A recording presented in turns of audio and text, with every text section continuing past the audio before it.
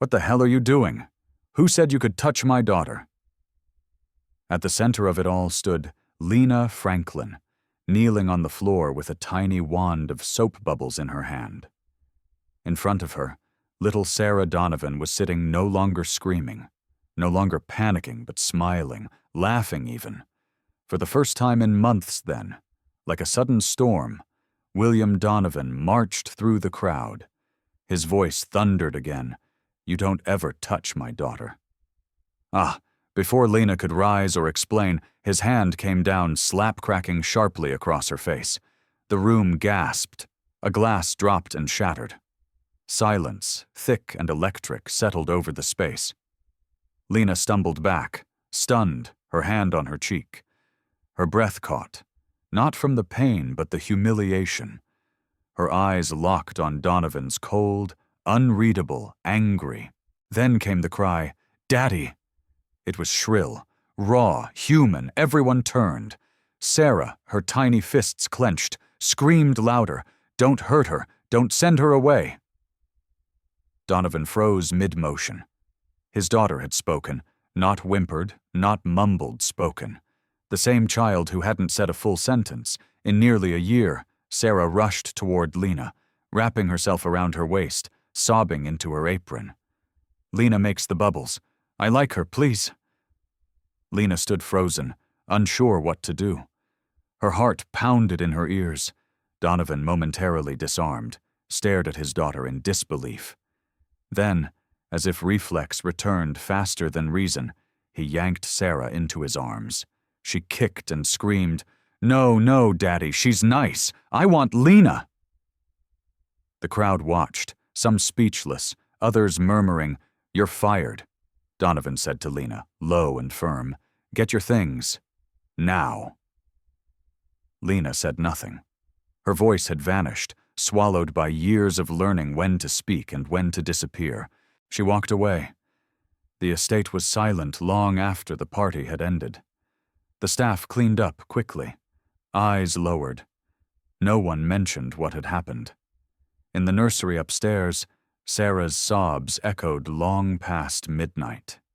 "She won't stop," the nanny whispered, clutching a warm compress to her temple. "She's never reacted like this, not even when her mother died." Donovan stood near the window, arms crossed, his jaw tight. "Just give her melatonin or—" "She's not tired, Mr. Donovan." The nanny snapped. "She's hurting, emotionally, and quite frankly, so am I." Sarah continued crying, curled in a blanket, clutching the wand Lena had left behind. "Bubbles," she whispered between sobs. "I want Lena." By morning, the house was brittle with tension. Donovan hadn't slept. He sat in his study, the wand resting on his desk like some quiet accusation. The child psychologist hadn't called back. The new therapist he tried to schedule wouldn't be available for a week. He opened his phone, paused, then, reluctantly, called the estate's HR manager. "Get me her number, Lena Franklin." When Lena picked up the phone that afternoon, she was sitting on a park bench in the Bronx, a small suitcase at her feet. Her cheek still ached. She hadn't planned to return, not to that house, not to that world. Ms. Franklin said, a voice she recognized instantly, controlled, powerful. "This is William Donovan." Lena didn't reply. "I may have overreacted last night." Still, silence. "My daughter hasn't spoken like that in over a year. You got through to her somehow. She hasn't eaten, hasn't slept. She just keeps asking for you." "I'm not a miracle, Mr. Donovan," Lena said quietly. "I'm not even qualified for what you clearly want." "You made that perfectly clear," he exhaled. "Perhaps. But I'm asking now. Not as an employer, as a father." Lena hesitated. She wanted to hang up. She wanted to scream. She wanted to protect her own dignity. "I'll think about it," she said finally. That night, she turned off her phone. She sat in her cousin's apartment and stared at the wall, wondering what kind of man hit someone in front of a room full of people, and what kind of child found the strength to scream in defense of a stranger. The next morning, her phone buzzed. A voicemail. It was soft, static-filled. Then a familiar, shaky voice. "Hi, Lena. It's Sarah. I miss you. Please come back. I want more bubbles. If you feel for the character, give this video a like, and let us know in the comments where you're watching from. Who knows, someone nearby might be watching with you right now." Lena listened to it twice. 3 times. Then she closed her eyes. And wept, not from pain, not from anger, but because for the first time in a long time, she felt seen, needed, and something inside her whispered, "Maybe this story isn't over yet." The voicemail played again on a loop in Lena's mind as she sat on the subway, hands folded tightly in her lap, Sarah's voice soft, trembling. Real had burrowed into the quiet corners of her heart and refused to leave. "I want more bubbles." It wasn't just the words. It was the way she'd said them, that pause before Lena, the fragile breath between "miss you" and "please." It wasn't manipulation. It wasn't scripted. It was a child, an isolated, grieving child calling out. By the time the train reached 59th Street, Lena had already made her decision. She wouldn't return for the man, not for the paycheck, not for the job. She would go back for Sarah, and she would set boundaries this time.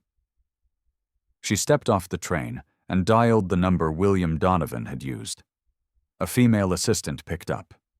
Efficient and clipped. "I'll let Mr. Donovan know you're calling back," the voice said. "Please, hold." "Nigh." Seconds later. Donovan's voice came on the line lower than usual, less clipped. "Lena, I'm not coming back as a maid," she said before he could say anything. "If I return, it's for Sarah, and only her." A pause then. "Understood.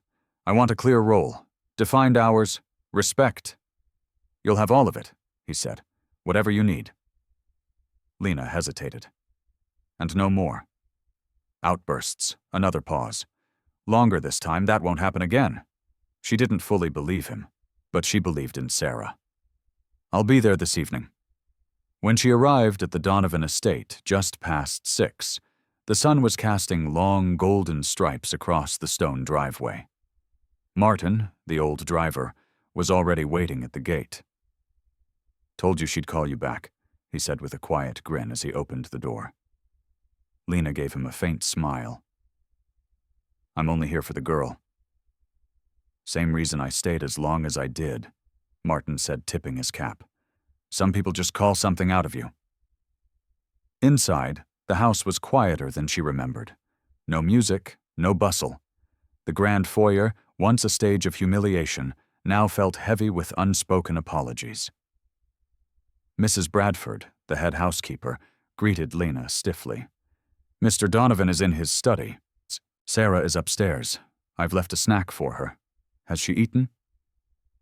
She only nibbled the crackers. The woman's face softened slightly. "She hasn't said another word since last night. Only asked if the bubble lady was coming back." Lena nodded once and went straight upstairs. Sarah's room was dim, the curtains drawn.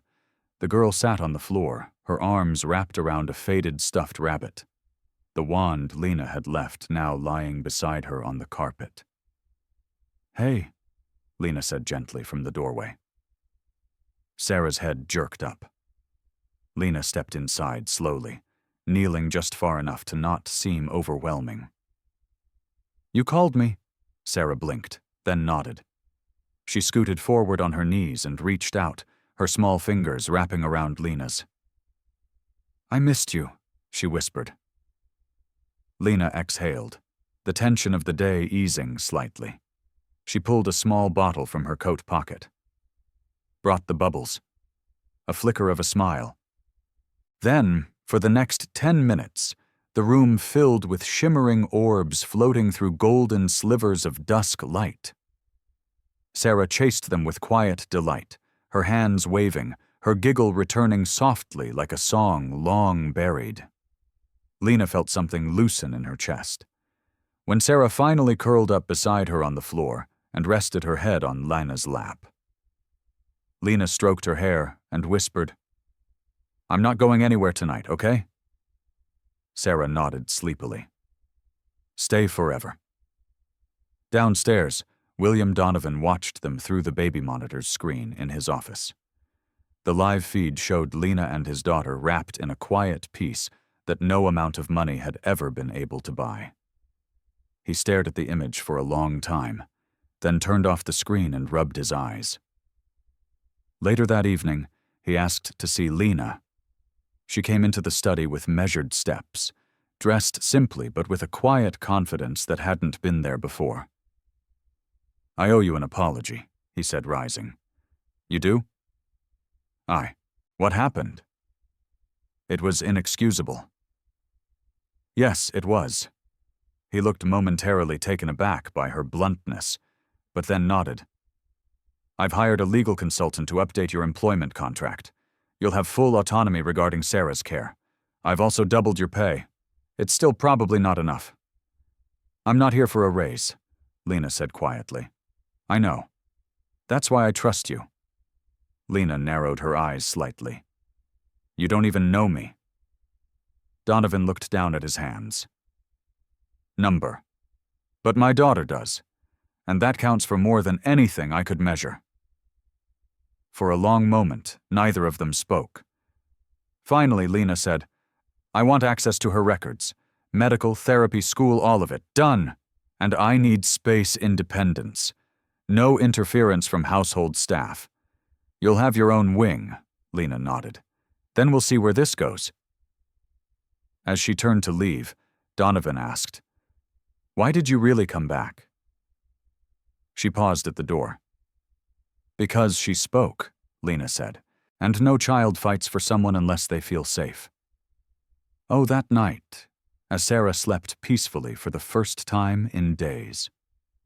Lena sat near her bed with a notepad, jotting down observations, patterns, things that might help. She wasn't sure what she was stepping into. But one thing was clear. She had been called for something more than dusting shelves. She had been called to see a child when no one else would. And somehow, she was ready. It was barely 6 in the morning when Lena slipped into the kitchen, hair still damp from a quick shower, notebook in hand. The staff wouldn't start arriving for another hour. But Lena preferred the silence, when the clatter of silverware, the hum of vacuums, and the clicking of shoes on marble floors hadn't yet broken the stillness of the house. She poured herself a small cup of coffee, black, and leaned against the cool marble counter. On the page before her were scribbled notes from the night before. Sarah's sleeping patterns, her aversion to harsh lighting, her tendency to flap her fingers when overwhelmed, and the soothing effect of gentle motion bubbles, swinging lights, rhythmic humming. These weren't just observations. They were breadcrumbs. And Lena had learned long ago that sometimes the only way into a quiet world was by listening between the lines. As she sipped her coffee, the weight of the last 48 hours settled deeper into her chest. She hadn't yet spoken to her mother. The voicemail box was full, again. Her mother's memory was fading more quickly now. Each call was a gamble some days. Lena was baby girl. Some days she was that nurse with the soft voice. And sometimes, just silence. She closed her notebook and stood. She wasn't here to mourn the things she couldn't fix. Not today. By the time she reached Sarah's wing, the morning sun was peeking through the sheer curtains. Lena gently knocked before entering. Sarah was already awake, seated on the floor in her pajamas, carefully arranging colored cards in a circle. Blue, red, yellow, green, then again. Her rabbit lay beside her like a quiet guardian. "Morning," Lena said softly. Sarah didn't respond with words, but she looked up and gave a small nod. Her eyes, still sleepy, followed Lena as she crossed the room and knelt beside her. "What's this?" Lena asked, gesturing to the pattern. "Safe colors," Sarah murmured. Lena paused. It was the first unprompted sentence since the night of the party. Why safe? Blue as sky, green as trees, yellow as sun, red as… Stop! Lena smiled gently. I like that. She pulled out her own small pouch and retrieved the bubble wand. Want to start the day with these? Sarah nodded eagerly as the bubbles danced around the room. Lena noticed how Sarah's breathing evened out, how her shoulders relaxed. It was like watching a storm ebb into a tide pool. The world shrank to soft orbs and the giggles of a child who had learned to laugh again. Later that morning, William Donovan requested a meeting. Lena entered the study without hesitation. Her chin held high. Sarah's nurse is arriving today, Donovan said, setting down a document. She's here to assist with therapy, not to replace you. I want to be part of any session, Lena replied. No closed doors. She's your responsibility, he agreed. I trust your judgment. It was a sentence she hadn't expected. A small shift, but a shift nonetheless. As she turned to leave, Donovan added, I read your file.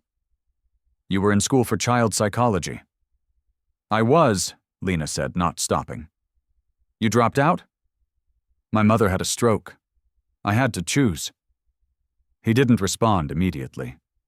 But Lena wasn't waiting for his sympathy. She had no room for it.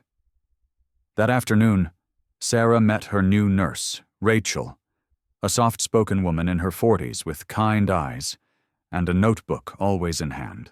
Lena observed the first session, sitting silently in a corner. Sarah didn't speak. She didn't play. She stared out the window, arms crossed. After 20 minutes, Rachel gave Lena a glance. Lena walked over and knelt beside the girl. Too fast? She asked. Sarah nodded once. Lena turned to Rachel. She needs a bridge, not a substitute. Rachel smiled and closed her notebook. I follow your lead. Over the next few days, Lena and Rachel worked side by side. Together they created routines, morning cards, lunch talks, silent story time, and, of course, the daily bubble sessions. But one night, as Lena prepared to leave Sarah's room, the girl reached out and grabbed her wrist. Don't go. I'll be back in the morning, Lena assured her. Promisey? Promisey. The word tasted heavier than usual. She returned to her quarters, exhausted. She sat on the edge of her bed, pulled out her phone, and stared at the missed call from the nursing home. She dialed. Hello? The voice was faint, tired, worn. Hey, Mama, it's me, a poser. You're the girl who brings the tea, her mother said. Lena's eyes stung. That's right, I like your voice. Me too, Mama. I like yours too. After the call, Lena stepped outside into the cool air.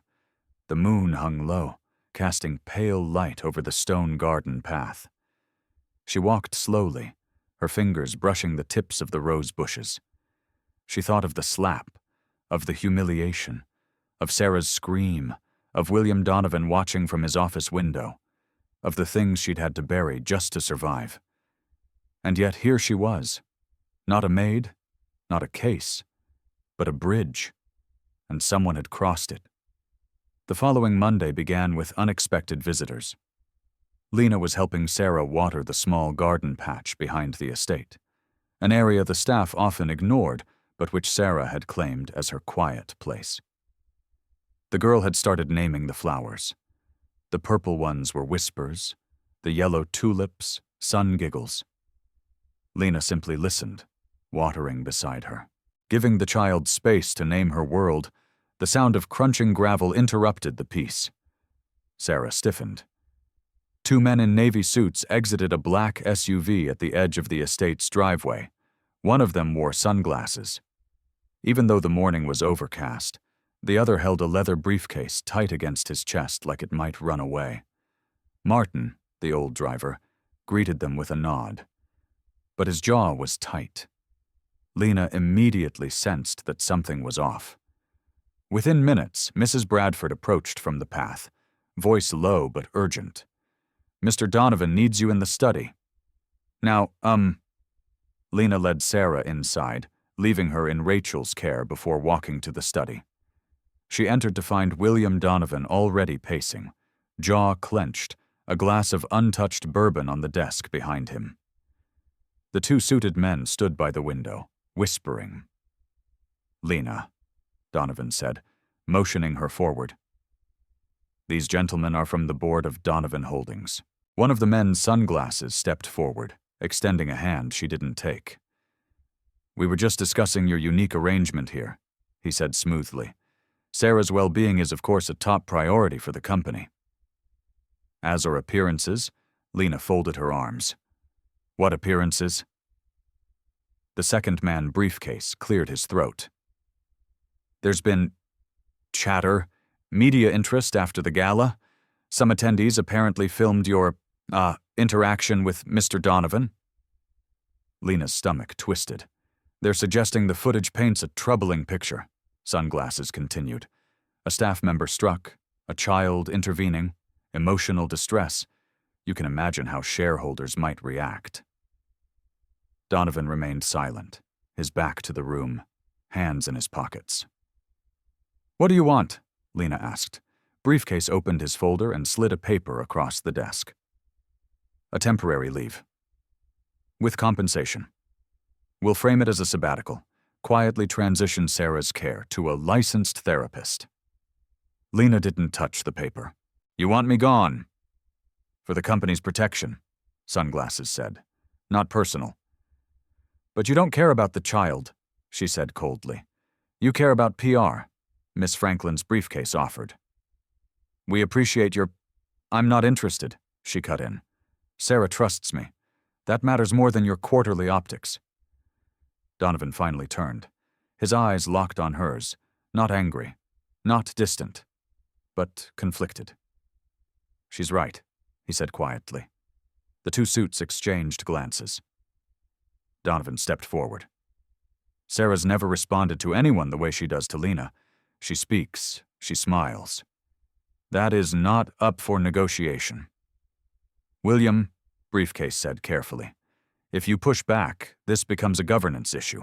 The board could intervene." "Then let them," Donovan said. "You can leave now." Silence. Then the suits gathered their things and left, quietly. The door clicked shut behind them. Lena let out a slow breath. Donovan sat heavily in his chair. "They'll come at me harder next time." She didn't say anything. "Most of the board never even met Sarah," he added softer. "They only see her as an extension of my name, not a little girl who trembles when the lights flicker." Lena sat across from him. "She's not a PR strategy. She's your daughter." "I forget that," he admitted. "Sometimes." That surprised her more than anything. He glanced at her. "If this gets messier, you can leave. I won't blame you." "I'm not afraid of a messy," she said, "but I won't let you use her pain to protect your empire." "I'm not," he said quietly. "Not anymore." She stood. "Good. Then let's protect her first." That night, Lena stayed later than usual. Sarah had a mild meltdown after dinner. Too many voices at once, too much movement in the dining hall. She crawled under the table, hands over her ears. Lena didn't coax her out. Instead, she crawled under with her. They sat there together, breathing. In, out, in, out. Lena whispered, "You're safe." Sarah nodded, eyes still wet. When she finally came out, Lena wrapped her in a soft blanket and carried her to her room. As she tucked her in, Sarah looked up. "People scared you today," the child whispered. Lena blinked a little. "But you stayed." "I promised I would." Sarah reached up, touched Lena's cheek gently. "You're brave." Lena smiled, the words catching something inside her, something she didn't know she needed. After the girl fell asleep, Lena sat by the window. Outside, the garden whispered under the night breeze. The battle was only beginning. But for now, the child was safe. And that was enough. The garden became their refuge. By the end of the week, Sarah had begun to speak in full sentences, quiet ones, with soft pauses and hidden meanings, but sentences nonetheless. And it was in the garden, surrounded by lavender bushes and the gentle buzzing of bees, that Lena saw the girl truly come alive. "Lena," Sarah said one afternoon, brushing her fingers through a patch of wild daisies. "Flowers don't lie," Lena smiled, kneeling beside her. "What do you mean?" "They grow no matter what," Sarah said, matter of fact. "Even when people forget them." Lena paused, looking at the child. "Were you forgotten?" Sarah didn't answer right away. Her small fingers plucked a single petal. "They stopped asking if I was okay. They just wanted me to smile in pictures." Lena swallowed. "I'm sorry." It's not your fault." Sarah glanced up at her. "You didn't lie." In that moment, Lena felt the weight of every silent dinner, every ignored meltdown, every glossy family photo posted to the press, while Sarah sat quietly in the shadows. She thought of the board members who hadn't known her name, the PR team who had drafted statements about ongoing therapeutic breakthroughs, while the child barely made eye contact with the people who were supposed to care for her. That night, after putting Sarah to bed, Lena returned to her room and wrote furiously in her journal. Not just notes, feelings, memories. A thread of Sarah's voice that had begun to stitch something inside her back together. At midnight, her phone buzzed. It was Martin. "You might want to come outside," he said. "Something you should see." Confused, Lena slipped on her coat and stepped out onto the front steps. At the end of the driveway, under the glow of a vintage lamppost, William Donovan stood beside a large crate. 2 workers were unboxing it carefully. "What's going on?" she asked, stepping closer. Donovan turned toward her, hands in his coat pockets. "It's for the garden." Lena looked into the crate. Inside was a hand-carved wooden swing set. Not plastic, not industrial. Made of dark oak, engraved with floral vines. "For Sarah," he said. "You said she needed rhythm, movement." Lena raised an eyebrow. "You listened." "I do sometimes." She walked around the crate, brushing her hand over the polished wood. "You didn't have to do this. She deserves more than clinical reports and charity photo ops," he said. "I missed that for a long time." Lena crossed her arms, cautious. "You think a swing will fix everything?" "No," he said simply. "But maybe it's a start." The next morning, Sarah's eyes lit up.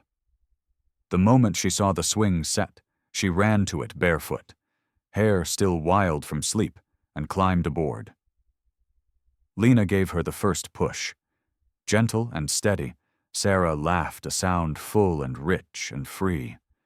Later, while Sarah drew chalk flowers on the flagstone path, Donovan approached Lena near the garden gate. "I've been looking at private school options," he said. Lena glanced at him. "Is that what she needs?"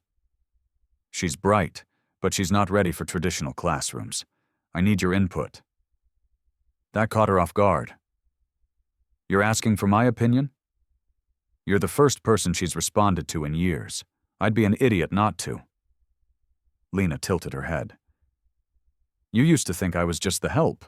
I used to think a lot of wrong things," he admitted. "I'm learning." She studied him.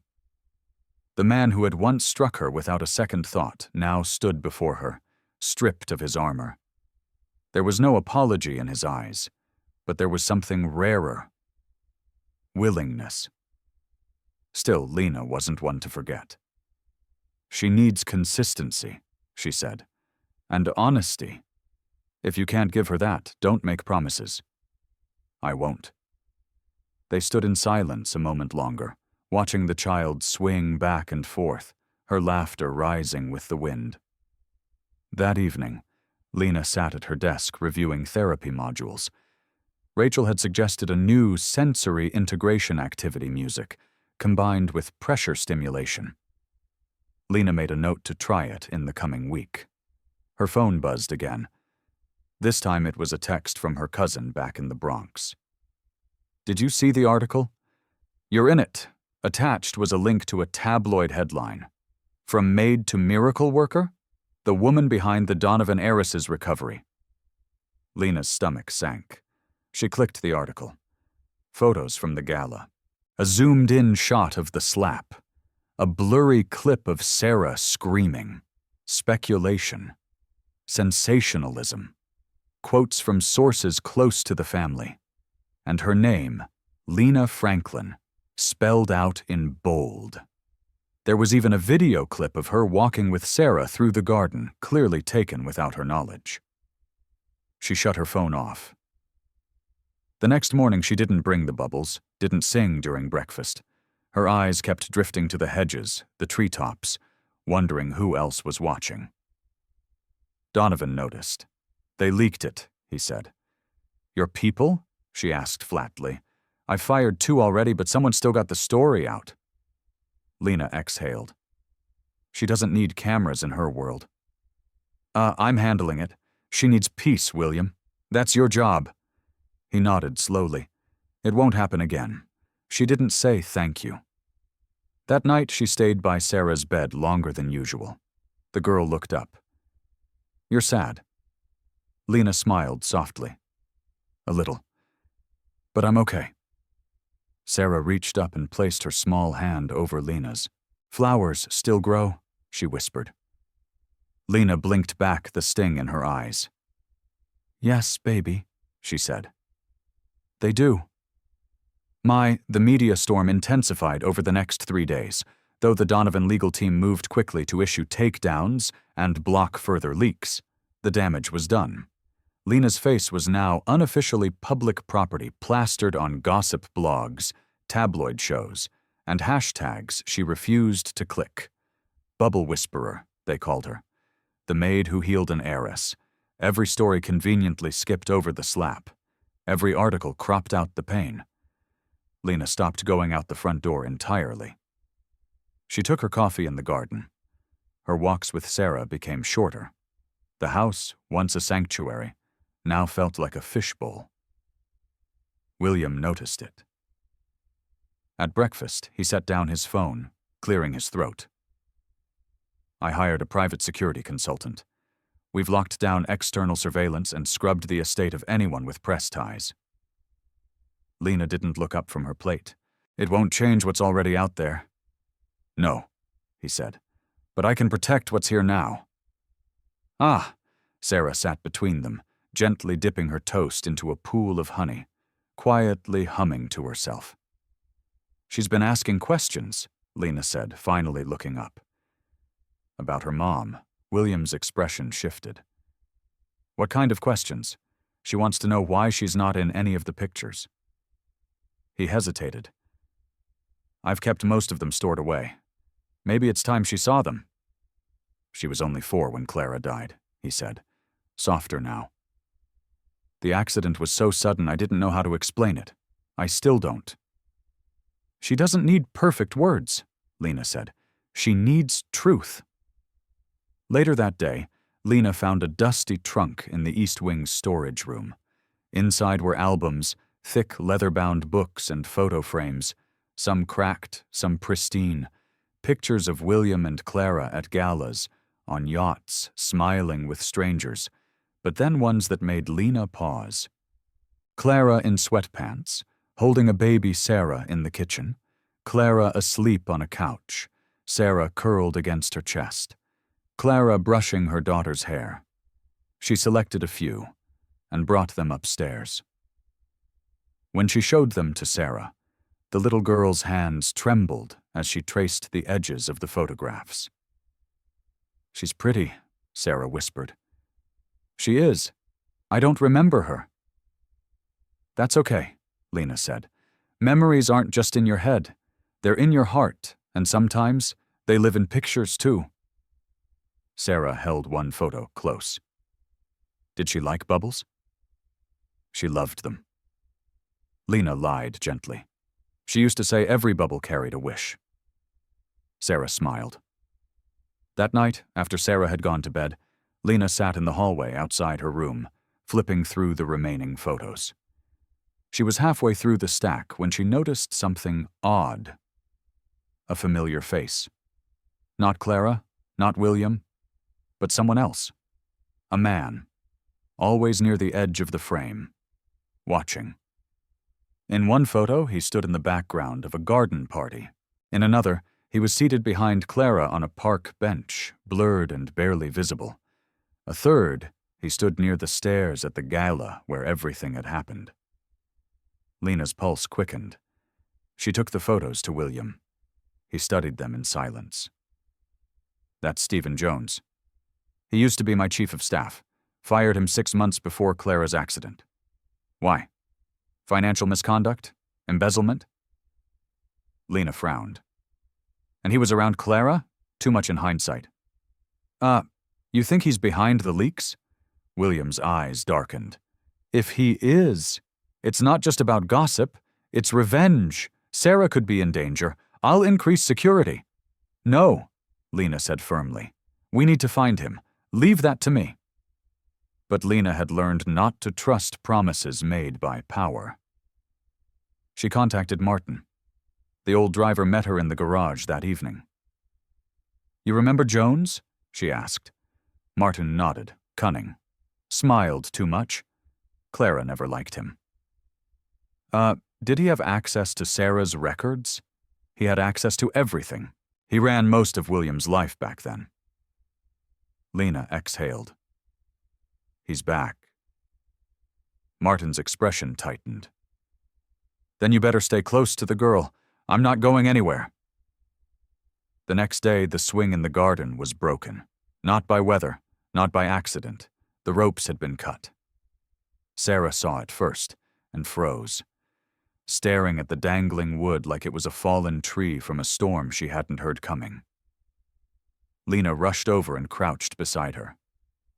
It's okay. We'll fix it. Sarah didn't cry. She just whispered, He doesn't want us to be happy. Lena's chest tightened. Who told you that? The girl shook her head. He watches. Lena looked toward the trees lining the estate. Nothing. No movement, but her skin prickled. Later, she found a single bubble wand lying on the garden path. It wasn't hers. It wasn't Sarah's crash-tend. Someone had left it there. Deliberately. That night, Lena slept lightly. A flashlight on her nightstand, and Sarah's baby monitor on full volume. The game had changed, and she would not let the shadows win. The morning after the swing incident, the estate was tense. No one said it aloud, but the staff moved differently, more cautious, more watchful. William had doubled the guards at the front gate, but Lena knew walls could only stop what wanted to be seen. The real threat slipped through cracks between memories, through old connections, behind forgotten doors. Sarah refused to go outside. She sat at the window, tracing foggy circles on the glass, watching the garden with wide, silent eyes. He's still out there, she whispered to Lena as she tucked her blanket tighter. He doesn't like bubbles. Lena knelt beside her. Sarah, did someone talk to you? Someone you didn't know? The girl didn't answer, but her eyes drifted to the edge of the trees again. That afternoon, Lena sat down with Rachel to review Sarah's behavior logs. The progress over the past few weeks had been extraordinary speech improvement, sensory regulation, social interaction, but the past 3 days marked a regression. She's shutting down, Rachel said, worried. She's reverting back into herself. She's scared, Lena replied. She said someone's watching. She called it he. I think it's Jones. Rachel stiffened. The man from the photos? He's more than just a disgruntled ex-employee. He's personal. They both looked up as William entered the therapy room, his expression grim. I found him, he said. Or rather, our security team did. Where is he? Lena asked. Chicago, living under a different name, running a private consultancy, but he's been in New York 3 times this month. Once, during the gala. Lena's stomach turned. So he was there. Nah. He's not just leaking photos, William continued. He's gathering leverage, old files, company records, personal ones too. Why Sarah? Rachel asked quietly. William hesitated. He knew Clara. Too well. There were rumors after she died, that he believed she left something behind, a journal, or a statement, something that could ruin me. Lena stared at him. Is there? William didn't answer, but his silence was louder than any admission. That night, Lena took Sarah upstairs early. She sat beside her on the bed, gently braiding her hair. Can I ask you something? Lena said softly. Sarah nodded. Did you ever hear Mommy talk about secrets? Maybe something she wanted to hide? Sarah's fingers played with the hem of her pajama sleeve. Mommy had a red book. A red book? She called it her heart file, said it kept the things that made her cry. Lena froze. Do you know where it is? Sarah looked toward the closet, then whispered. She said she hid it where Daddy wouldn't look, with the stars. Lena followed her gaze. The ceiling. The nursery ceiling was painted like a night sky, with small glow-in-the-dark stars, arranged in constellations. Lena stood, scanning it closely. That night, after Sarah was asleep, Lena returned with a small stepladder. She tapped along the ceiling until she found a loose panel barely noticeable, unless you were looking. Carefully, she eased it open and reached inside. Her fingers brushed velvet. She pulled out a small, red, leather-bound book. Her heart pounded. It was real. She sat on the floor and opened it under the soft light of the hallway lamp.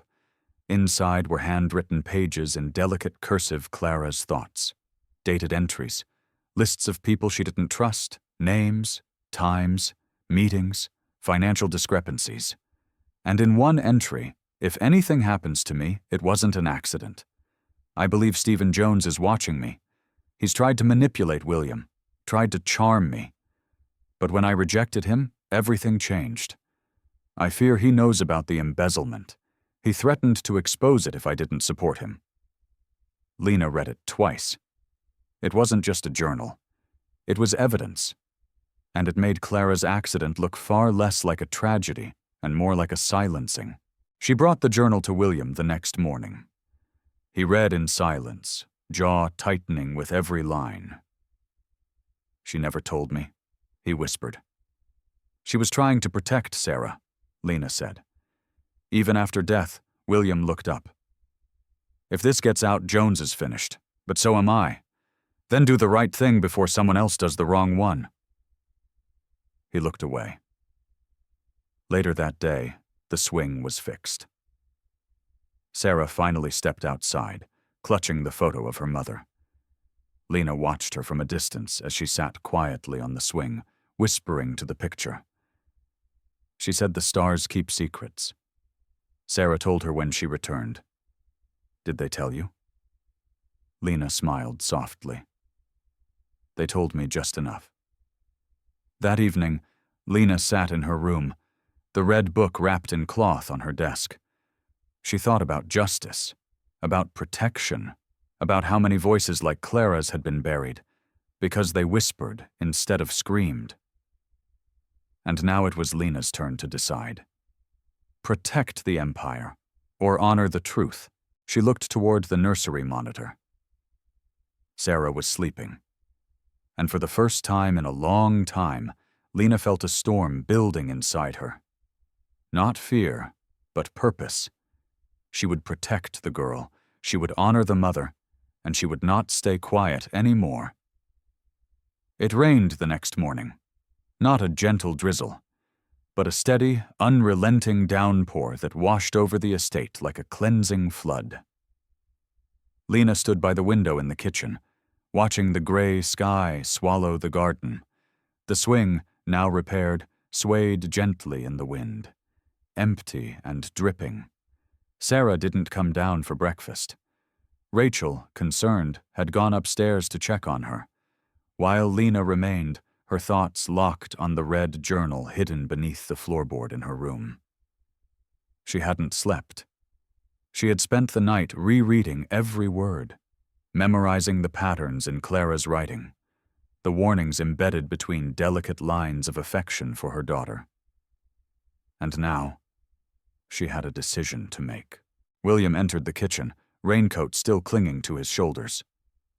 "I spoke with my lawyer," he said without greeting.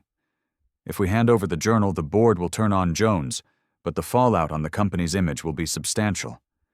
They'll bury Clara's entries to protect the stock." Lena turned slowly to face him. "So nothing changes." "I didn't say that." He stepped closer. "I'm considering a press conference, framing it as a correction, a commitment to transparency." Clara was silenced. "I let that happen. I want to make it right." She raised a brow. "You want to cleanse your name in the process. I want my daughter to live in a world where the truth matters more than profit." There was a beat of silence. "You're late to that world," Lena said softly. "But it's not too late." He left the room without another word. Upstairs, Sarah sat curled in her bed, facing the wall. Rachel gave Lena a subtle nod before stepping out, leaving them alone. "Hey, sunshine," Lena said, kneeling beside the bed. "No garden today, huh?" Sarah didn't move. Lena leaned closer. "What's on your mind?" the girl whispered. "He was here last night." Lena's blood ran cold. "What do you mean? In the window. I saw him. He was watching the swing." "Ma!" Lena turned sharply toward the large windows of the nursery. The rain streaked the glass in sheets, making it impossible to see clearly. "You didn't open the window, right?" "Number." Lena pulled Sarah gently into her arms. "You're safe now. I promise." But inside, every alarm was blaring. She left Rachel with Sarah and went straight to Martin, who had been inspecting the security monitors in the back corridor. "We have blind spots," he admitted when she told him. "The east wall cameras went down last week during the storm. I haven't had clearance to repair them yet. William doesn't know. I didn't want to spook him until I was sure, but I'll have someone on it today." Lena looked at the monitor's 12 screens flashing different angles of the estate. And one, in the top right corner, static. She pointed. "Where's that? The old greenhouse." "Sarah never goes there." "Exactly," Martin said. Lena took a flashlight and headed toward the greenhouse. It hadn't been used in years, overtaken by vines and dust. The path was slick with rain, the wind biting against her coat. When she reached the greenhouse, the door was ajar. Inside, the air smelled of mold and rust. Glass panels were cracked. A single light bulb dangled from the ceiling, flickering. She scanned the room. Then she saw it boot prints in the mud. Fresh, she knelt, brushing a hand along the ground. A cigarette butt. Wet, but still warm. He'd been here. Not last night. Recently, Lena backed out slowly, heart pounding, and returned to the house. She found William in his office, on a video call with a PR strategist. She didn't wait for the meeting to end. "He's using the greenhouse to watch the house," she said firmly. "Sarah saw him at the swing last night." William ended the call immediately. "That's not possible." "She knows what she saw," Lena snapped. "And I found footprints." "Oh," he stood, expression darkening. "Then he's bolder than I thought." "We need to act now publicly," William nodded.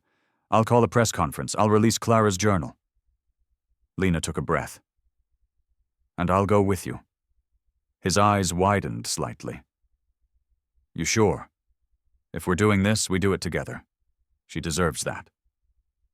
The press conference was set for the following morning. That night, Lena couldn't sleep. She sat at Sarah's bedside, watching her sleep, her small chest rising and falling under the soft glow of the nightlight. A memory surfaced, her own mother, humming to her during a storm like this one. The warmth of a hand smoothing her hair. The way her mother's voice wrapped around her like a blanket. She didn't realize she was crying until Sarah stirred. "Why are you sad?" the girl murmured. Lena smiled through tears. "I'm just thinking about someone I miss." "Oh." Sarah reached out, her fingers brushing Lena's cheek. "You're my safe flower." Lena's heart broke a little and mended all at once. The next morning, the media gathered at the gates of the Donovan estate. Cameras, reporters, flashing lights, raincoats and microphones. William stepped out first, his tie impeccably straight. Lena followed beside him, not in uniform, not as a maid, but as a witness. He began with a simple statement. "My name is William Donovan. I have failed my family, my daughter, and the memory of my wife. Today, I take responsibility." He handed Lena the journal. She stepped forward. "My name is Lena Franklin. I was hired as a maid, but I became a protector, and I refuse to stay silent about what I've seen." The cameras clicked, and the silence broke. Somewhere, behind the crowds, in the shadow of a black SUV parked too far from the curb, a man in a hat watched, then slipped away. His game had changed, but so had Lena's. And this time, she was ready. Lena woke to soft sunlight filtering through the nursery window, the gentle kind of light that hinted at hope rather than heralded pressure. Sarah lay asleep, knees pulled close, clutching the picture of her mother in a blue dress. The silence felt different. Fragile, yes, but less tense. Hard-won. At the foot of the bed, Rachel knelt, quilted pad in hand. The occupational therapist had recommended a quiet time tool, a weighted lap pad Sarah used for calming, deep-touch comfort. The response yesterday had been subtle, but real. Slower breathing, softened shoulders, eyes less vacant. Such sensory integration techniques were known to reduce anxiety and help with emotional regulation. Lena nodded in gratitude. Small beginnings. Later, in the kitchen, she found Donovan stirring coffee. A pale aura around him. No suit jacket. Tie loosened. Human again. "She asked for you last night," Rachel said quietly. "In her sleep, safe bubble lady." Lena sighed. Warm but cautious. She rested a hand on the mug. "Small steps." William looked over. "She's suggesting we plant the swing indoors, maybe next to her bed. So the rain isn't fear." "She'll know you're listening," Lena said. "That matters to her." He nodded. That afternoon, Lena introduced a new activity to Sarah, blowing bubbles through straws of varying lengths. It was more than play, it was speech therapy, a sensory and motor exercise all in one. Sarah pursed her lips around the long pink straw and gently blew. The bubble rose, following the air until it popped against her cheek. A small smile, a giggle. Then more bubbles. "One more word," Lena said back. More bubbles. She held up 2 fingers. "Count," Sarah pointed. 1, 2, more. The process reinforced language and numbers in a natural, engaging way. Lena thought of Clara's lesson. A child fights for those who listen. Rachel watched from the doorway, tears wet on her cheeks. Nothing movements on a page could capture that breakthrough. It was vivid, living proof. That evening, as Sarah slept, Lena returned the red journal to its hidden spot. The weight of it sat like responsibility in her chest. She wrote a new entry in her own notebook. Today she spoke 2 words. That's real. That's her. Suddenly her phone rang. It was Donovan. He told her quietly. "Board demands I submit the journal. They want it sanitized. Then sanitize someone else's name," Lena replied. "Protect Clara's integrity." A long silence. Then, "I trust you," she replied. "You don't need to prove anything to them. Only to her." The next morning, they walked to Sarah's garden wing together. The damp earth smelled of renewal. Sarah waited, broom of daisies in hand, one side tied with a ribbon. "For you," she said shyly. Lena knelt, accepting the small bouquet. "Thank you, Sarah." Sarah looked up. "Can we paint tomorrow?" Lena smiled. "We'll get the paints right after breakfast." Over in the study, William saw them together through the window. The bond had evolved from caregiver and child to companions across pairings of trauma, healing, and gentle expression. He left quietly, carrying the leather journal in hand. That afternoon, while Sarah painted daisies in a sketchbook, Lena worked at her desk. Music played low, Pachelbel's Canon in D, a piece Clara loved. Lena knew there was no return to what was, but she sensed the lines between past and present easing. Rachel entered with a printed report. Speech increased 40% in requests this week. Sensory scores more balanced. A weight schedule with lap pad and bubble transitions helped her window of regulation widen. Lena exhaled. This was evidence, but more than evidence. It was trust earned. That evening, Donovan asked for a quiet meal. No staff, just them three. Dinner felt tentative. But once Sarah began talking about colors of clouds and the way bubbles looked in the sunset, the three shared a silence threaded together by understanding. Afterward, he offered Lena a handwritten letter from Clara. Discovered between journal pages flowers drawn at the margin, Clara's handwriting faded. She read aloud. "If anything happens to me, don't let them silence my daughter. Find the person who saw her heart." Sarah stood close. "That's about you," she whispered.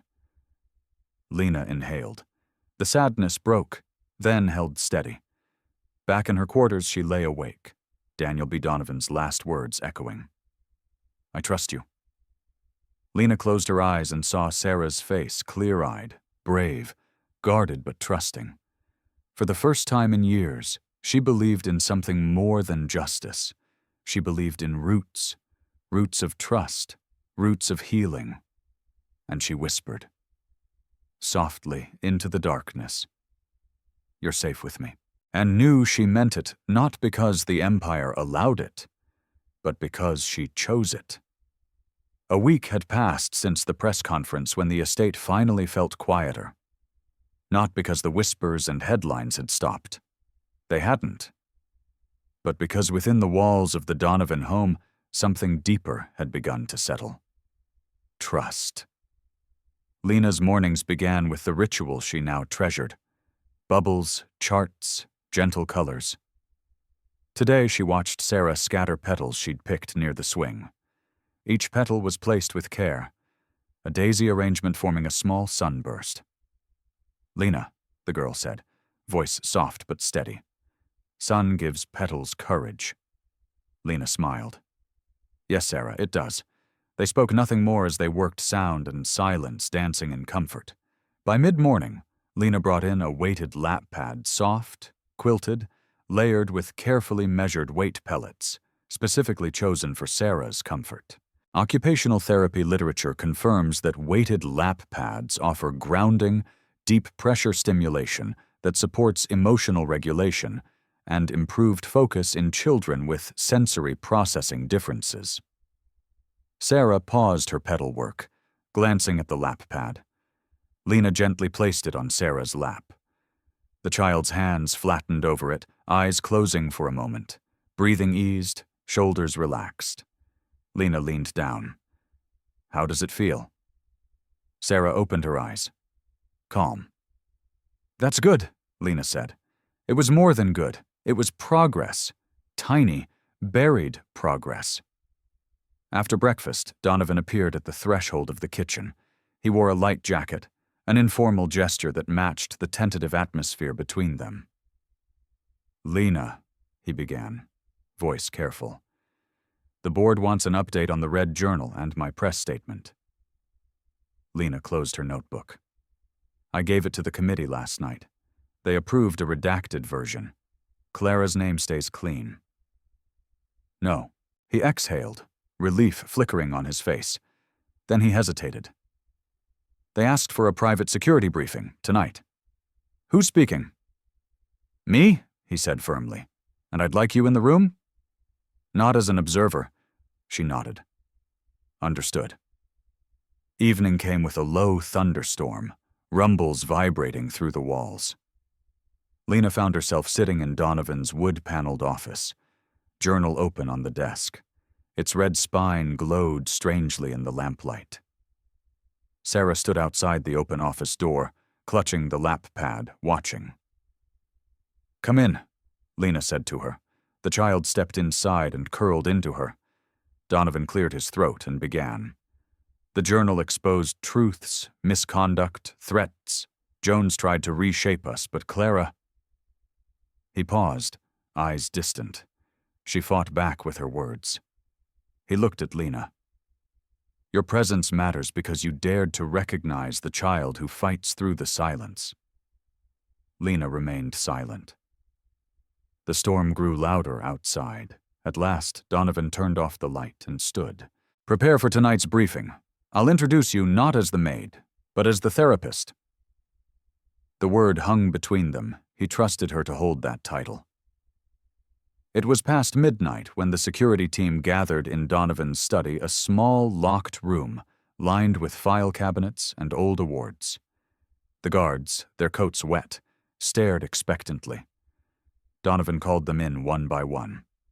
Lena standing beside him, he introduced her. This is Miss Lena Franklin. She may be the only one who earns Sarah's voice. A hush fell.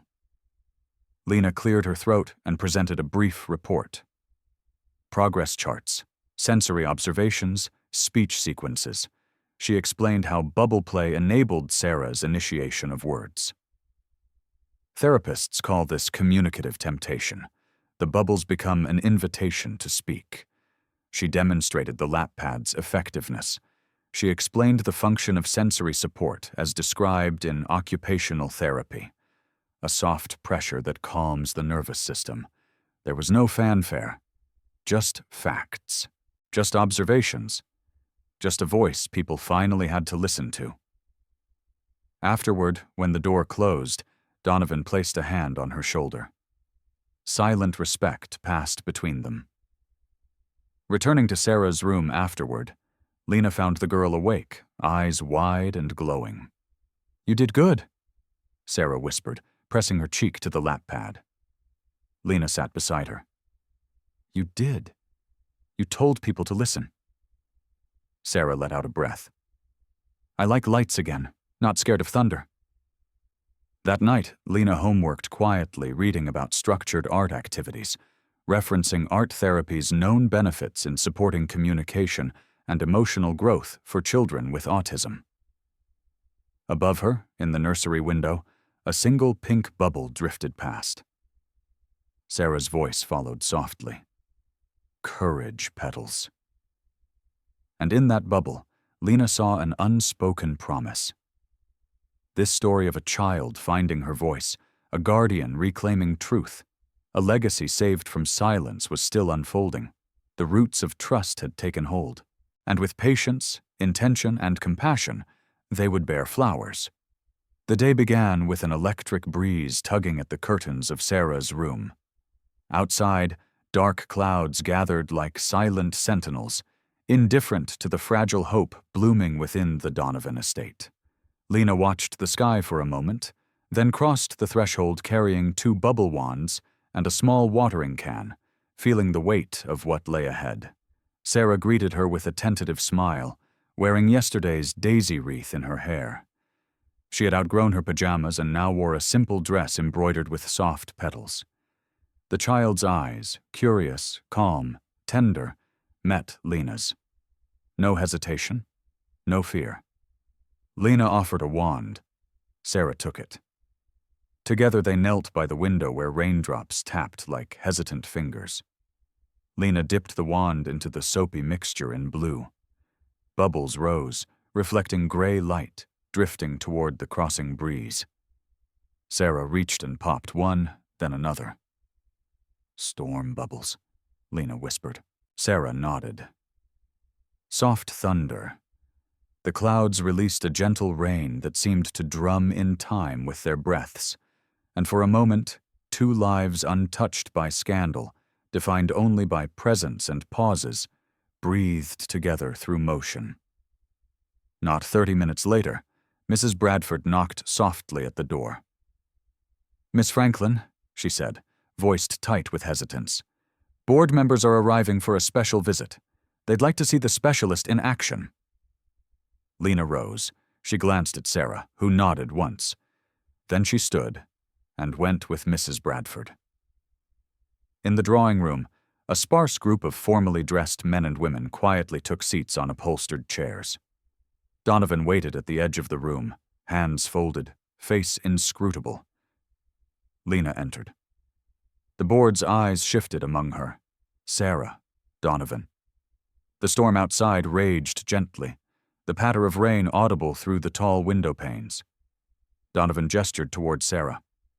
"She'll show you." Lena knelt beside Sarah, offering the wand again. Sarah dipped it. Blue. A stream of bubbles rose, drifting in concentric arcs.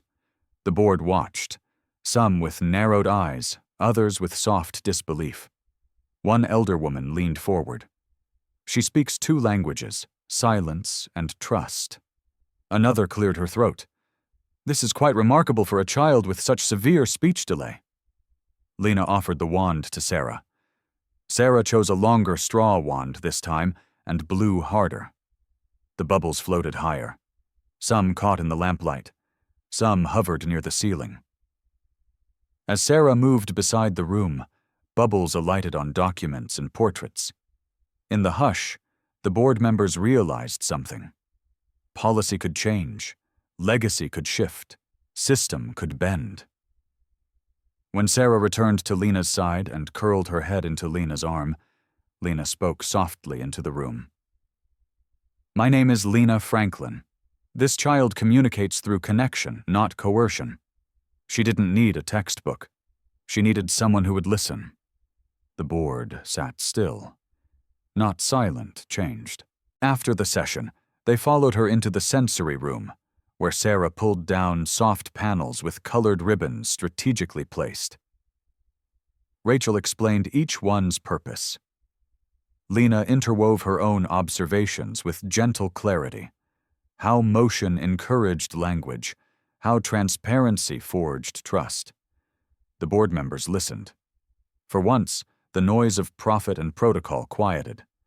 Later that afternoon, the rain had eased. The garden looked washed clean, green deeper, petals glossier. Lena, Rachel, and Sarah returned outside.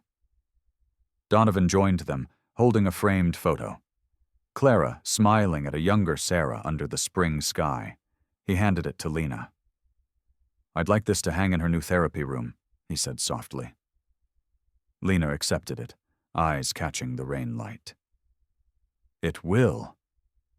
Sarah stood close, fingers tracing her mother's face in the photo.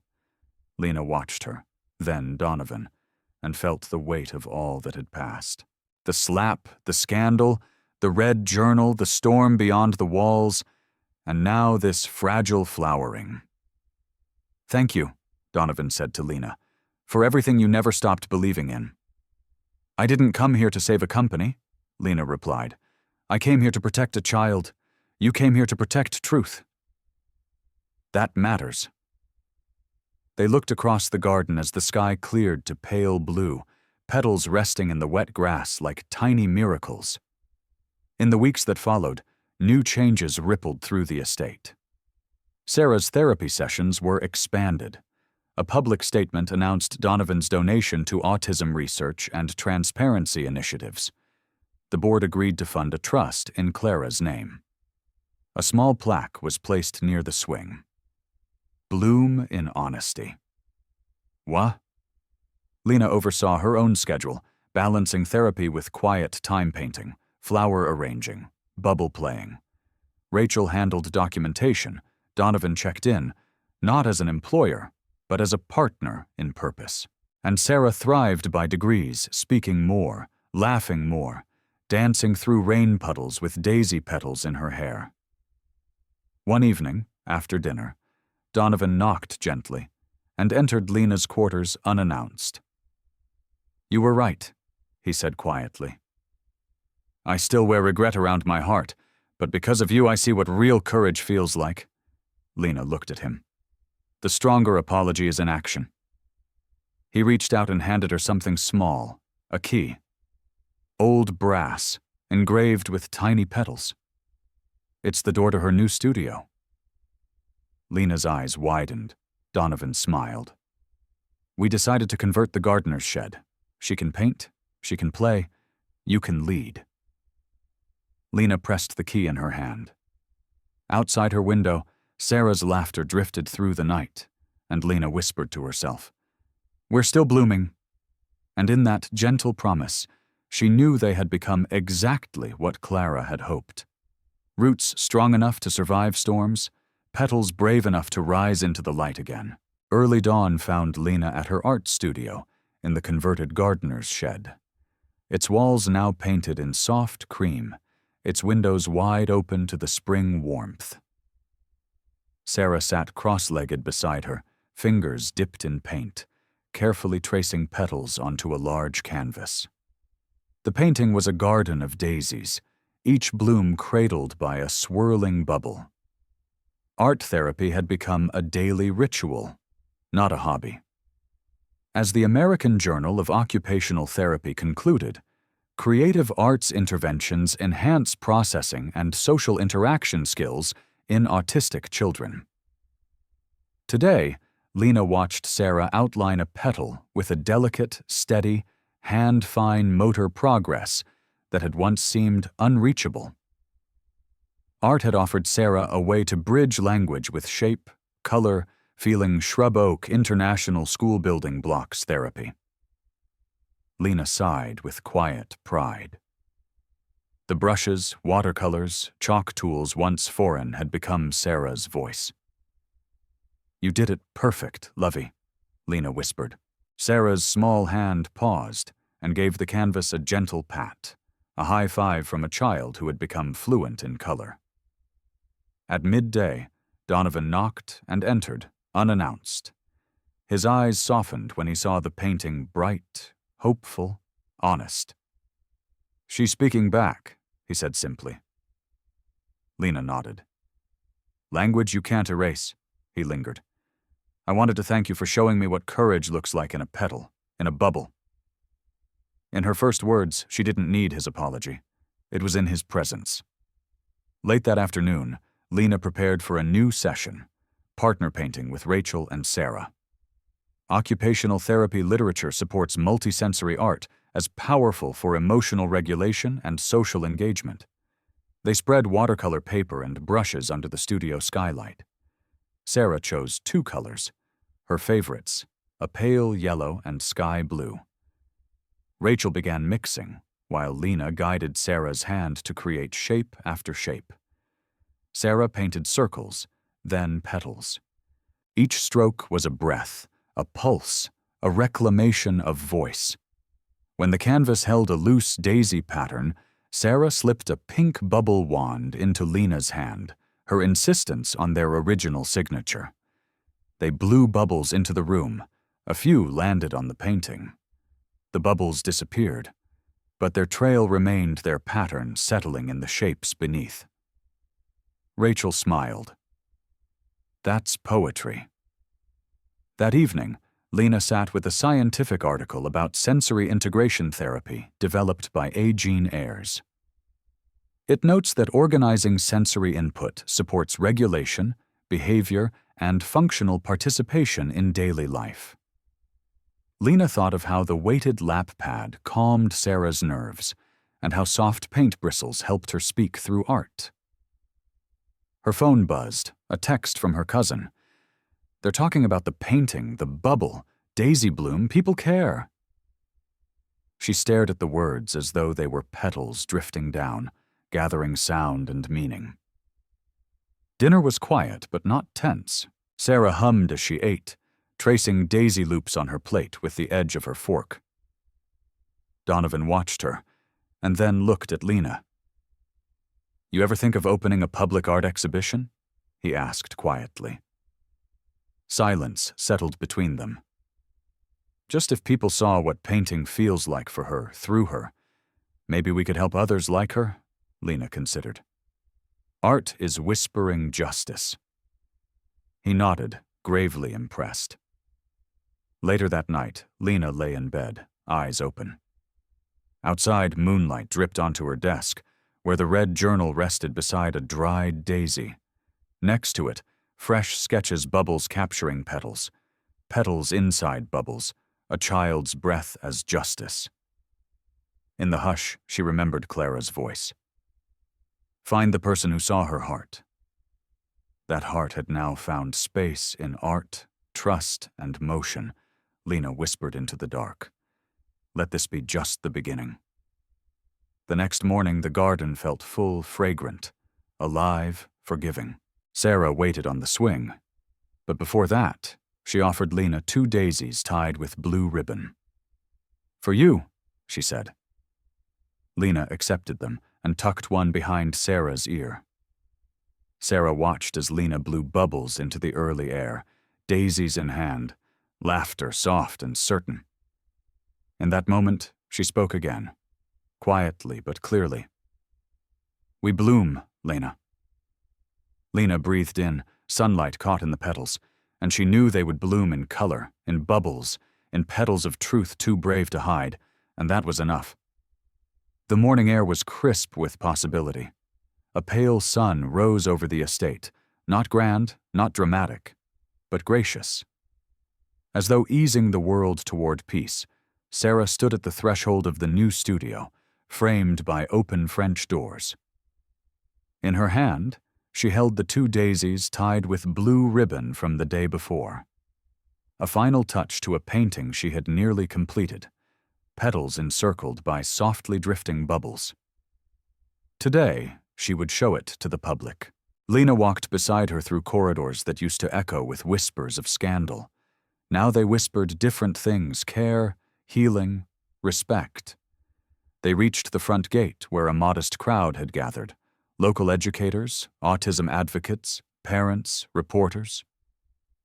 Donovan stood nearby, holding the red leather journal, not everyone's trophy, but a testament.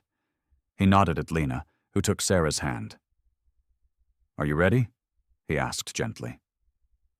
Sarah squeezed Lena's hand and nodded. Together they walked into the sunlight. The crowd quieted as they approached. Cameras clicked, phones lifted. But what followed after seeing Sarah walked into the sunlight was not sensation. It was stillness. Lena set up the painting on a freestanding easel. The canvas glowed softly in the morning light. Ivory background, daisies painted in tenderness, bubbles drifting upward, holding petals inside each orb. The final detail, a tiny crescent moon in the corner. Sarah's signature touch. Lena cleared her throat. The hush deepened. She knelt beside Sarah. "This is her story," she said. "One bloom after the storm," Sarah whispered. "I painted us," Lena continued. "Art helped her speak. Bubbles helped her trust. Clara's words helped us believe." Donovan stepped forward, reading from the journal. "My daughter deserves more than silence. She deserves truth." He looked up. "I promised her. And I promise you." He paused, scanning thoughtful faces. "Today we announce the Lena Franklin Foundation for Emotional Voice Art and Sensory Programs for Children with Autism." A ripple went through the crowd. Some held back tears, some smiled quietly, others scribbled notes. A reporter leaned forward, asking a soft question. "Lena, what does this mean?" She exchanged a glance with Sarah, whose eyes brimmed with cautious pride. Lena smiled gently. "It means children don't need to be fixed. They need to be seen. The foundation will support programs that honor how each child speaks through paint, through petals, through breath." Later, after formal introductions, chairs were placed on the lawn. Donovan offered a short speech. This is more than giving back. It's keeping a promise my wife made in life, and I nearly forgot in my grief. I won't forget again." Then Lena stood again, this time to invite Sarah to speak. The child paused, surveyed the crowd of kind eyes, and whispered into the mic, "We bloom." A hush. Then applause, quiet, resonant, earned. Parents approached afterward, introducing themselves with hopeful smiles. Lena gently showed Sarah's painting, described the bubble play techniques, explained how petals could hold courage. Sarah, guided by Lena's voice, encouraged one child to try bubbles in their arms, before carefully showing how to pop one into a flower drawn on the canvas. Lena noticed the eyes of the staff and board members softened. In the afternoon sun, she saw in the reflection of glass a woman in a crisp jacket, a school administrator nodding. Tears shining, the seed was planted. That evening, as the crowd thinned, Donovan walked Lena back through the garden. Sarah had wandered ahead, humming under petals. Chasing one last bubble floating among the blooms, when they reached the studio's doorway, Donovan handed Lena a small envelope. No letterhead, just her name written across. She opened it. Inside, a draft of a public grant, a note scribbled across the bottom, "Fund underway. You decide criteria." Lena looked up, heart racing with gratitude and resolve.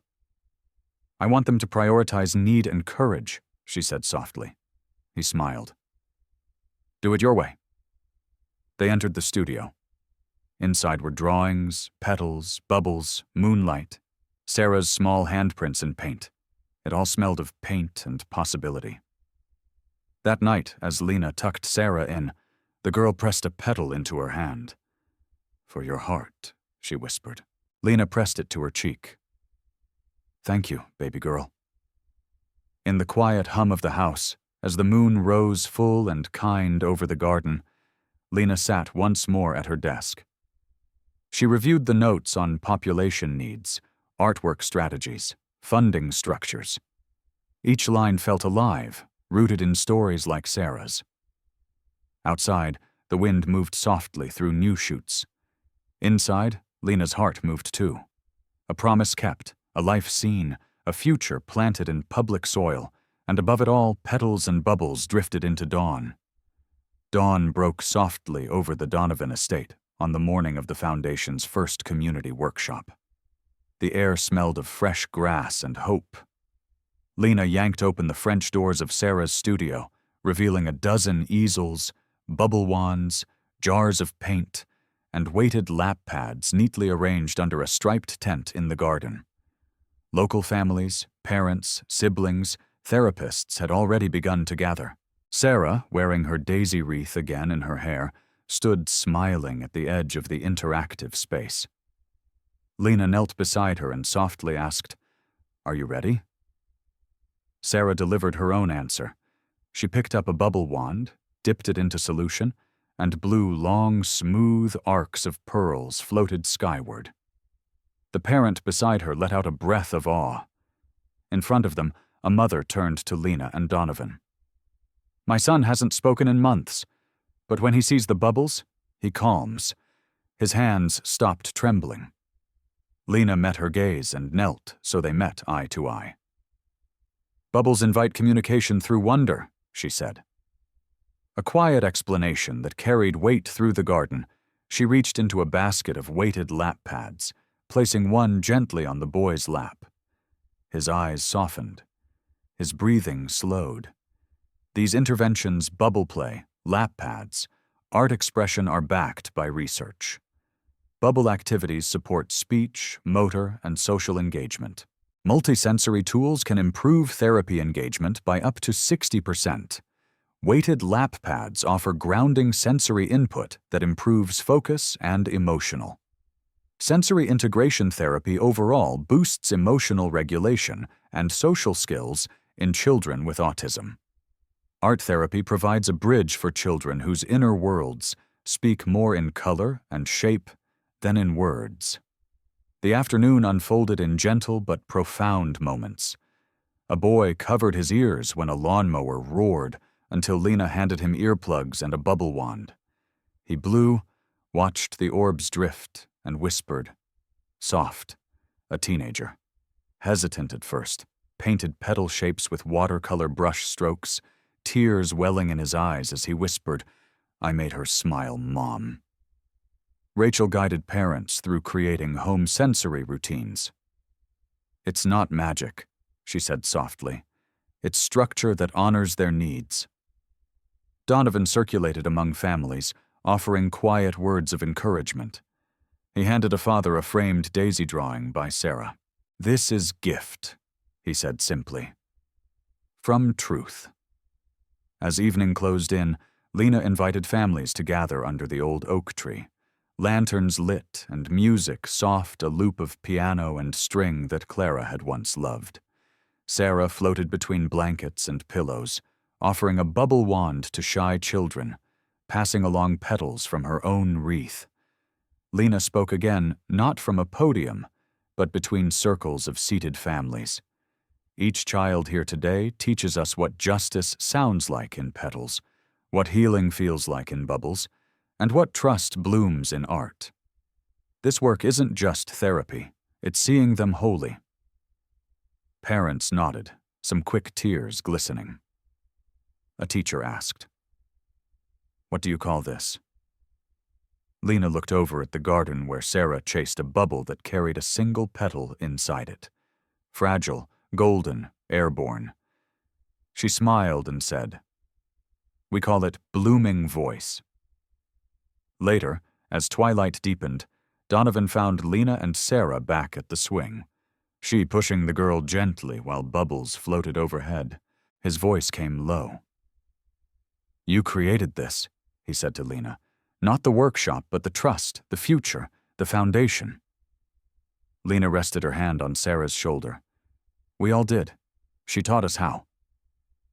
Sarah rested her head against Lena's arm and whispered into the night.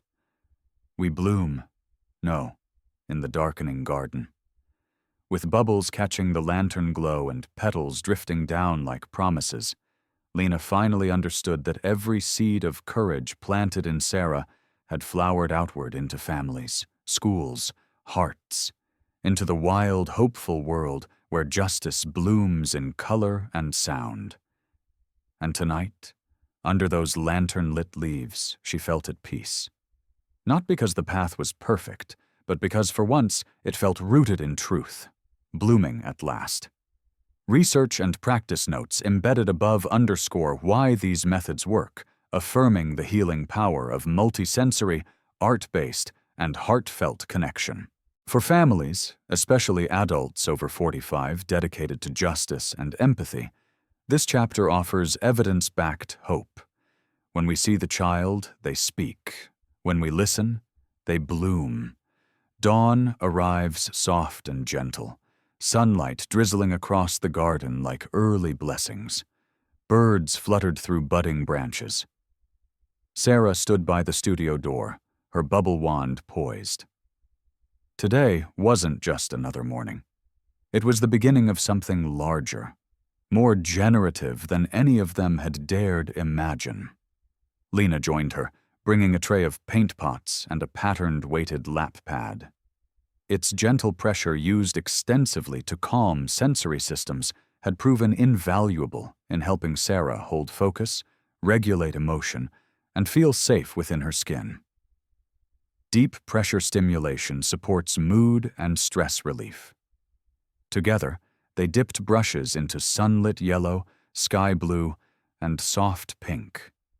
They painted petal patterns on small canvases. Each brush stroke echoed with forgiveness, possibility, and reclamation. Inside the house, Donovan entered the newly furnished meeting room. This was no longer the brittle boardroom of whispers. This room held color, trust, stories. Families and educators gathered for the first official meeting of the Lena Franklin Foundation. Papers were spread. Charts displayed Sarah's progress, bubble play notes, art therapy observations. Art therapy, a validated nonverbal pathway for expression and emotional growth, had become the heart of their work. Studies show significant positive outcomes in social and emotional development. Lena presented next. When trust blooms in petals and petals speak in bubbles, we listen, not to fix, but to truly see. She gestured to a ring of photos. Sarah's early drawings. Her first more bubbles whisper. Her daisy-bloomed portraits. The adults in the room reached for meaning in her softness, her nuance, her emerging joy. Among the group was Dr. Perez, a leading autism-centered educator. "Your work honors the child," she said to Lena quietly afterward. "It's rooted not just in intervention, but in advocacy." That word advocacy felt like water to parched soil. Meanwhile, in the studio garden, Sarah traced petals in wet soil with her fingers. She pressed the weighted lap pad across her knees. Breathing in the scent of earth and paint and possibility, a giant bubble drifted overhead. She watched it travel and whispered, "It's okay now." Later that afternoon, families returned for a demonstration studio tour. Lena showed them how bubble wands invite intentional breath, how petals offer quiet metaphor for growth, how weighted lap pads provide safe anchoring when the world feels unstable. One mother, tears in her eyes, nodded as guided questions prompted. How did an ordinary bubble become speech when someone expected nothing but silence? And listened anyway. Dr. Perez gathered families into the sensory alcove where Rachel led group art therapy, a place structured to honor sensory needs and emotional resilience, where children could explore materials at their own pace while building capacity for connection. Group art therapy has been shown to mitigate stress, support communication, and foster trust. Sarah drifted through the room quietly. She offered a child a wand. The child's eyes met hers. A bubble rose. A petal floated within it. The room sighed softly. Connection happened, not by design, but by invitation. That evening, Donovan found Lena by the old oak, lantern lit and petals gathered beneath. She had her sketchbook open, painting new petals atop pages of notes and dreams. He stood quietly beside her. "It's working," he said softly. "Real work, root work." She looked at him. "It's more than success metrics. It's trust grown like spring shoots." In her voice, invitation, he nodded. "I know now help isn't just what you do. It's how you give presence." He handed her a folded document. Board approval for a new expansion. The Mobile Art Therapy Sensory Unit to serve rural families. He'd cultivated support through evidence and empathy. Lena unfolded it. Inside were sketches, a painted van with daisy motifs, bubble logos, sensory gear inside, a promise on wheels. Behind them, Sarah approached, barefoot among petals. She held 2 daisy blooms for her therapist and for her father. She placed one in Lena's hair, the other in Donovan's lapel. They both accepted, quietly moved beyond words. She giggled softly. We bloomed together under lantern-lit warmth and sifting twilight. Lena closed her sketchbook. She breathed deeply, feeling the fragrance of trust rooted deep, now stretching outward in hopeful promise. Outside, the wind softened through new leaves. Inside, petals caught light and hearts opened. They were blooming at last, fully, together in the world that Clara had hoped they would help build. Tonight, the roots of certainty had reached the surface, and the blossoms of justice were reaching high into the future. Morning light filtered through the tall windows of the Donovan estate, dancing across pots of soil and jars of fresh daisies in the studio. It was the kind of light Clara would have loved. Soft, generous, full of promise. Sarah sat curled in a chair beside Lena, painting petals in meticulous detail on a small canvas. Today was the first official deployment of the Foundation's Mobile Sensing Art Unit, a van wrapped entirely in breezy illustrations of bubbles and daisies parked by the curb. A banner above it read, "Blooming Voice Outreach." Inside, soft lighting, quiet colors, weighted lap pads, bubble wands, art stations, sensory toys, each carefully selected to honor how children like Sarah bloom. Lena watched from the sidewalk alongside Donovan as families began to arrive, a steady stream of hopeful faces, of parents who had grown weary of waiting for progress. She recognized a few. The mother who'd held her son in the garden last week, the teacher whose eyes still shone at the painting demonstration, even a therapist from a nearby district who wanted to speak about replicating the model in her public school. Tiny Sarah stepped forward, clutching the painting she had made in the studio petals, orbiting within a single large bubble. "We brought our guardian bubble," she said shyly, offering it to a family of 3. "It keeps me brave." Lena heard mothers breathe, fathers blink back tears, children pointed wordlessly at the painting, and reached for the petals woven into the design.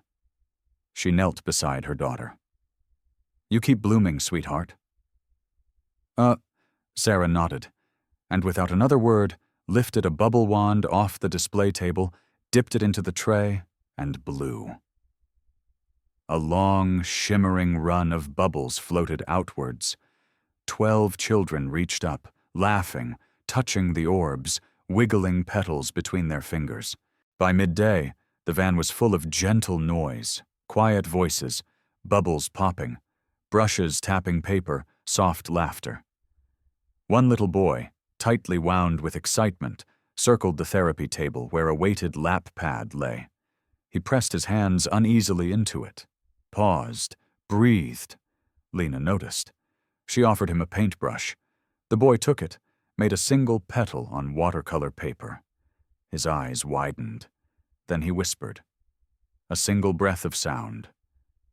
Happy Lena's heart cracked into pieces and knit itself back again. That was the film Clara had wanted others to see: petals, bubbles, trust.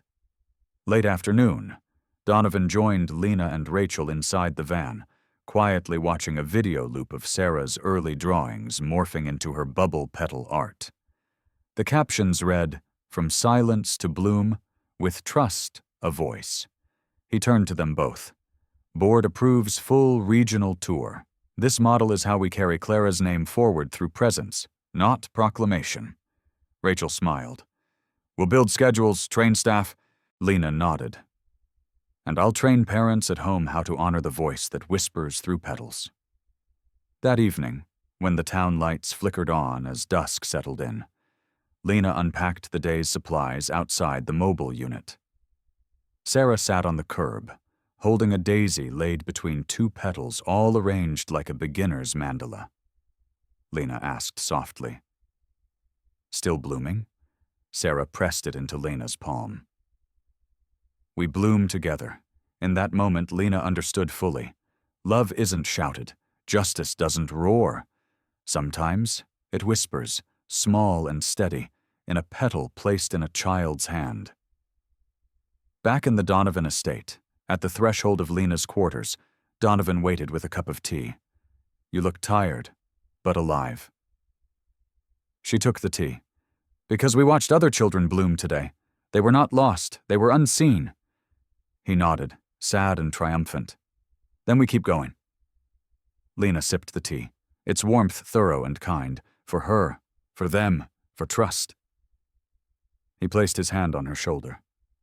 For Grace, night settled through wide windows and gentle breezes carried petals to sleep. Lena knelt in front of Sarah's bed, brushing the petals across her closed eyelids. "Guardian of bloom," Sarah murmured before drifting away. Lena rose, stepping into the soft hallway. Under the old oak just outside, she could still hear afterglow laughter from other children she had helped during the day. Promise floated in the air like bubbles, she whispered into the night. "We bloom, and we will keep blooming." And in that hush, she knew Clara's garden had taken root, not just in memory, but in the hearts of families, in petals and bubbles, and in the quiet voices of children being seen and heard. A year had passed since the garden first witnessed bubbles and petals rising together. The Donovan estate was full of life. The swing under the oak bore blooms of daisies painted by Sarah. Petals gathered naturally in little vases. Bubbles floated through morning light like poetry. Silence no longer meant absence. It meant reflection, invitation, presence. That morning, Lena knelt on the patio with Sarah, brushing seeds into soil beside the studio. The child's hands were gentle but confident. She pressed seeds into the earth, her eyes bright. "Watch me, Lena," Sarah said. "They need our hope seeds." Lena nodded, heartful. "Let's plant together." They finished, then sat side by side, inhaling sunrise air scented with jasmine and possibility. Inside, the front gates had real activity. A brochure announced the Foundation's newest event. A Petals of Peace symposium artists, therapists, educators, reporters, families. It was both quiet and bold. The world outside had begun to notice what whispered justice sounds like. Lena entered the main hall. Every table displayed a child's art. Bubble, petal paintings, mandalas made of petals and petals inside orbs. There were children tracing petals, parents tracing hope. The feeling was vivid, alive. Sarah, daisy wreath still on her head, guided her friends to a wall where each child could paint one petal. It was a free-form mural, a garden tapestry. Each stroke erased isolation, each blossom reuniting with trust. Lena took William's hand, his present steady beside her. He nodded. No words needed. They walked through the crowd together. Rachel introduced a teacher whose classroom had become part of the Foundation's public pilot. Outside, one little boy lifted his chin proudly and said to Lena, "I painted my voice. That sentence is now documented research, an artifact of justice in praxis." By mid-afternoon, the symposium called for closing reflections. The room quieted. Lena moved to the podium. Joined by Sarah in front of the assembled guests, this journey began with a girl who whispered 2 words. More bubbles. Today she invites us to bloom, not alone together. She handed the microphone to Sarah. The child cleared her throat, then said clearly, "We bloom in kindness." The applause rose like petals in wind, gentle, sincere, full of promise. Donovan rose. Clara once whispered, "If I must fade, may her flower speak instead." He let his voice crack just a little. Today her bloom speaks. Parents exchanged glances. Therapists shed tears. Educators nodded, hearts unguarded. The building that once felt cold now glowed. Later, as the crowd thinned, Donovan turned to Lena. "She's not just my daughter anymore. She's a messenger." Lena exhaled. "And what we built honors Clara's promise and our promise to those children yet unseen." They walked outside as dusk settled like petals falling. The mural shimmered under lantern glow. Bubbles from earlier floated between lines of painted petals. Sarah stood before it, tracing her own handprint in blue petal paint. Lena knelt beside her. "Do you see it, baby?" she whispered. Sarah looked up. "I see us." Lena pulled her close. The wind carried last edges of warmth. "This is why," she whispered into the child's hair. Inside, the studio's files glowed under gentle lamplight data that meant something, art that moved hearts. Trust planted deeper than any red journal ever could. Outside, the world had come full circle. Not just justice or visibility, but connection. Not headlines, but hearts. Not loud proclamations, but soft voices made strong by presence. Lena and Donovan watched as Sarah blew one final bubble. Big, perfect, carrying a single painted daisy petal. It drifted upward, caught the moonlight, and burst softly, leaving a glow on air in memory. A black housemaid named Lena gently connects with a non-verbal autistic girl, Sarah, using bubbles and kindness, unaware the child's billionaire father is watching. After a painful confrontation and dismissal, Sarah's emotional plea brings Lena back. Over time, Lena helps Sarah find her voice through art and sensory therapy. What begins as a simple act of care transforms into a powerful foundation that supports autistic children and teaches a community that true justice blooms through empathy, presence, and love.